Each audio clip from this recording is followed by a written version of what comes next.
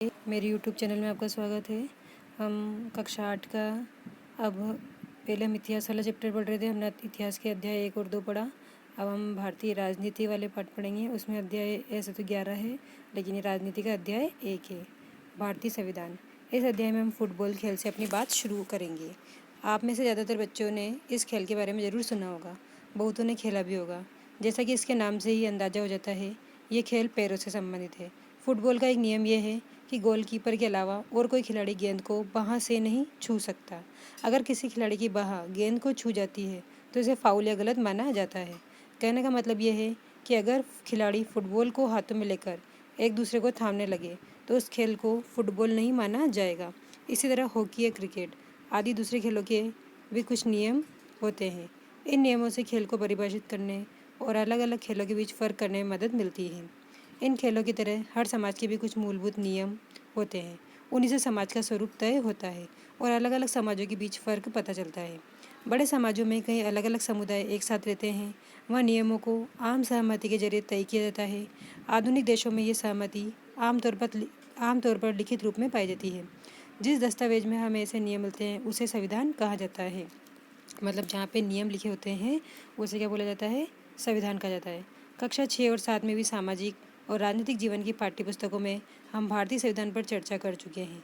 इन किताबों को पढ़कर क्या कभी ये सवाल आपके भीतर पैदा हुआ है कि हमें संविधान की ज़रूरत क्यों पड़ती है?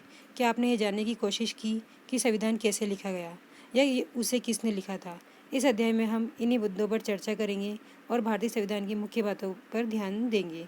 ये बातें भारतीय लोकतंत्र के लिए बहुत महत्वपूर्ण है।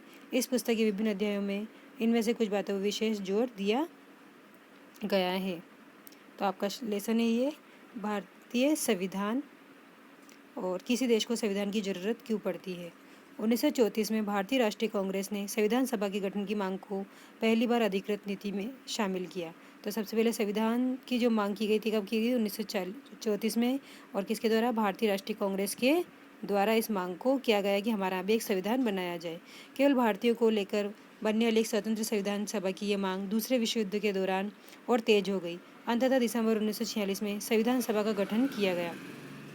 जब दूसरा विश्व युद्ध हो रहा था उसके बाद ये मांग और ज़्यादा तेज हो गई और दिसंबर 1946 में संविधान सभा का गठन किया गया। पृष्ठ 2 पर दिए गए चित्र में संविधान सभा के कुछ सदस्यों को दर्शाया गया है। ये आप जो देख रहे हो ये संविधान सभा के सदस्यों को दर्शाया गया है। दिसंबर 1946 से नवंबर 1949 के बीच संविधान सभा ने स्वतंत्र भारत के लिए नए संविधान का एक प्रारूप तैयार किया गया। कब तैयार? दिसंबर 1946 से नवंबर 1949 के बीच संविधान सभा मतलब एक सभा बनाई गई, कुछ सदस्यों का ग्रुप बनाया गया और स्वतंत्र भारत के लिए क्या करा? एक नए संविधान का एक प्रारूप मतलब हमारा जो भारत बनेगा उसका कैसा तरीका होगा, ढांचा कैसा होगा, एक प्रारूप तैयार किया गया।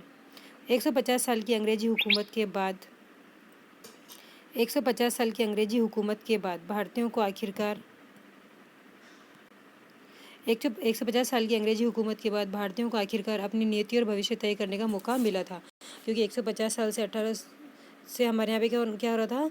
अंग्रेजों ने अधिकार कर रखा था। तो पहली बार भारतीयों को अधिकार मिला था कि वो हमारे देश का खुद का एक नियम बनाएंगे, खुद का देश का संचालन का काम करेंगे।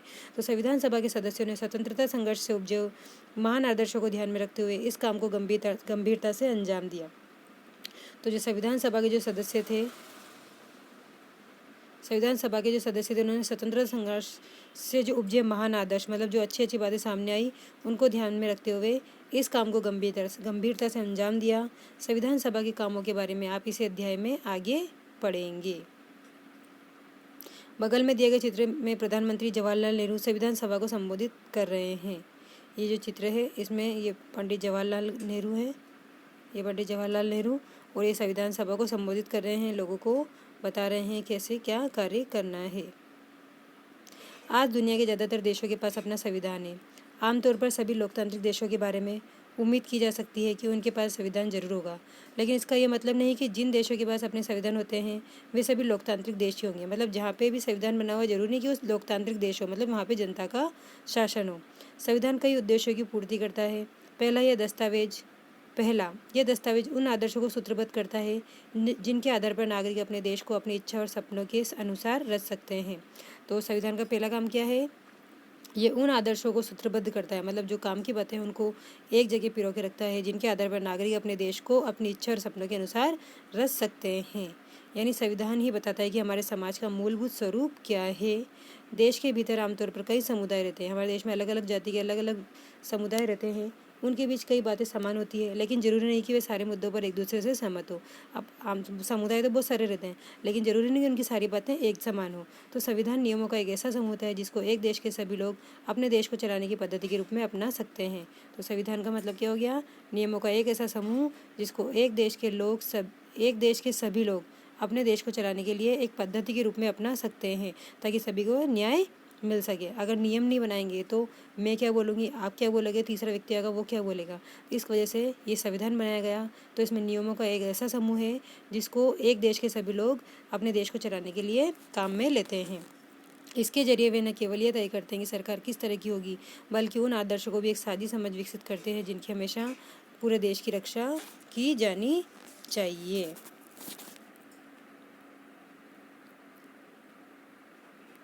नेपाल में लोकतंत्र के लिए कई जन संघर्ष हो चुके हैं। मतलब वहाँ नेपाल में क्या, पहले लोकतंत्र नहीं था, राजा का शासन चलता था, तो वहाँ पे बहुत सारे संघर्ष हुए। 1990 में हुए संघर्ष के बाद लोकतंत्र की स्थापना हुई। तो नेपाल में लोकतंत्र की स्थापना कब हुई? 1990 के बाद। 1990 में हुए संघर्ष में लोकतंत्र की स्थापना हुई। ये लोकतांत्रिक व्यवस्था 2000 तक यानी 12 साल तक कायम रही। फिर 2002 तक कायम रही।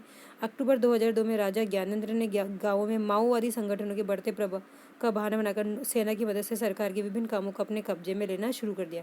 फिर वापस क्या हुआ, एक व्यक्ति आया, राजा आया ज्ञानेंद्र, इसने अपने मतलब बोला कि ये माओवादी मतलब कोई संगठन बन रहा था माओ जाति का, तो उसका प्रभाव बहुत बढ़ रहा है, तो उसने अपने कब्जे में उसको लेना शुरू कर दिया।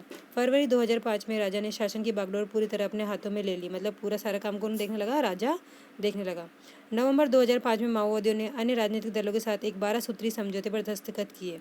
तो उन्होंने एक जो माओवादी थे उन्होंने क्या करा, बहुत सारे जो छोटे मोटे राजनीतिक दल जैसे अपने यहाँ भारतीय जनता पार्टी, कांग्रेस, ये अलग अलग जो दल होते हैं, इनके साथ मिलकर एक 12 सूत्री मतलब एक 12 नियमों का एक समझौता करा, मतलब नियम बनाए, उस पर दस्तखत मतलब साइन करे।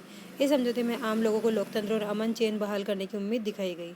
और इस समझौते में क्या हुआ, लोगों को जो सामान्य जनता थी उनको क्या बोला कि हमारे यहाँ पे भी क्या होगा, लोकतंत्र आएगा और अमन चैन मतलब लोगों को भी शांति मिलेगी। लोकतंत्र के लिए चल रहा यह जन आंदोलन 2006 तक अपने शिखर पर पहुंच चुका था। आंदोलनकारियों ने राजा की ओर से दी गई छोटी मोटी रियायतों को नामंजूर कर दिया और आखिरकार अप्रैल 2006 में राजा को तृतीय संसद बहाल करके राजनीतिक दलों को सरकार बनाने का मौका देना पड़ा।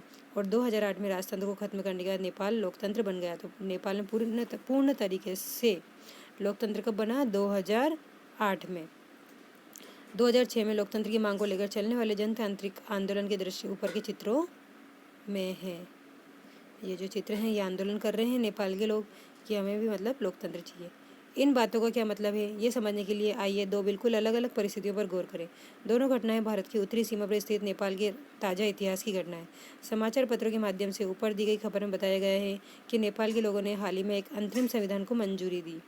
सवाल ये उठता है कि जब नेपाल में रहने में पहले से ही संविधान था तो उसे नए संविधान की जरूरत क्यों पड़ी? इसका कारण यह है कि कुछ समय पहले एक तक नेपाल में राजतंत्र था, मतलब राजा का शासन था। 1990 में बना नेपाल का पिछला संविधान इस सिद्धांत पर आधारित था कि शासन की सर्वोच्च सत्ता राजा के पास होगी। नेपाल के लोग कई दशक से लोकतंत्र की स्थापना के लिए जन आंदोलन करते चले आ रहे थे। इसी संघर्ष के फलस्वरूप 2006 में आखिरकार उन्हें राजा की सत्ता को खत्म करने में कामयाबी मिल गई। नेपाल के लोग लोकतंत्र के रास्ते पर चलना चाहते थे, इसके लिए उन्हें एक नया संविधान चाहिए था। वे पिछले संविधान को इसलिए नहीं अपनाना चाहते थे क्योंकि उसमें वे आदर्श नहीं थे जो नेपाल के लिए चाहते थे और उसके लिए वे लड़ते रहे। जिस तरह फुटबॉल के खेल के नियम बदलते ही खेल बदल जाता है, उसी तरह नेपाल को भी राजतंत्र की जगह लोकतांत्रिक शासन व्यवस्था पर चलने के कारण अपने सारे नियम बदलने होंगे ताकि एक नए समाज की रचना की जा सके। यही कारण है कि नेपाल के लोगों ने 2015 में अपने देश के लिए एक नया संविधान अपनाया। तो नेपाल ने नया संविधान कब अपनाया? सन 2015 में। ऊपर के चित्र के साथ दिए गए अंश में लोकतंत्र के नेपाल के संघर्ष के बारे में बताया गया है। संविधान का दूसरा मुख्य उद्देश्य होता है देश की राजनीतिक व्यवस्था को तय करना। संविधान का दूसरा मुख्य उद्देश्य क्या हो गया? देश की राजनीतिक व्यवस्था को तय करना। नेपाल के पुराने संविधान में कहा गया था कि देश के शासन की बागडोर राजा और मंत्रिपरिषद के हाथ में ही रहेगी। जिन देशों ने लोकतांत्रिक शासन पद्धति या राज्य व्यवस्था चुनी, वह निर्णय प्रक्रिया के नियम तय करने में संविधान बहुत अहम भूमिका अदा करता है। लोकतंत्र में हम अपने नेता खुद चुनते हैं ताकि हमारी ओर से वे सत्ता का जिम्मेदारी के साथ इस्तेमाल कर सके। तो लोकतंत्र में जो नेता चुना जाता है वो जनता के द्वारा चुना जाता है। फिर भी इस बात की संभावना हमेशा रहती है कि नेता सत्ता का दुरुपयोग कर सकते हैं। इस तरह की विकृति से बचाव का उपाय संविधान में मिलता है। राजनेताओं द्वारा सत्ता के दुरुपयोग से लोगों को साथ भारी अन्याय हो सकता है। इसका एक उदाहरण नीचे दी गई चित्रकथा पट में देखा जा सकता है। तो आप ये मैं आपको बता देती हूँ, आप इसे स्वयं पढ़ना, ये चित्र, ठीक है, ये आप खुद से पढ़ना। धन्यवाद। कल पढ़ेंगे हम आगे।